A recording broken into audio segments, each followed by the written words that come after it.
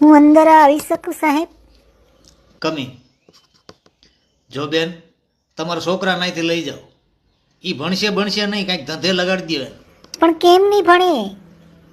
અરે મેં એને એના ક્લાસમાં જઈને પૂછ્યું કે ભેંસનો ખોરાક શું હોય, તો મને કે પાણીપુરી. અરે સાહેબ, જરા પ્રેમથી પૂછો તો આવડે. કેટલું પ્રેમથી પૂછવું અમારે? એને હું પપિયું કરીને પૂછી. પોપાભાઈ, હા આવ્યો સાહેબ. આમના ગોલુન બોલાઈ આવો. એ હા સાહેબ. જો હમણાં બોલાવીને લાવે છે, બરાબર? તમે તમારી હાથે પૂછી લ્યો. હા તે એમાં શું, આવવા દ્યો. મારી પાસે તો ગોલું મારો પટ પટ પટ બોલે. તમીન કર. તમીન લ્યો, આવી ગયો, પૂછો. તે મારો ગોલું તો હોશિયાર જ છે. હમણાં કેવો અંગ્રેજીમાં બોલ્યો. હું આવું સાહેબ એમ.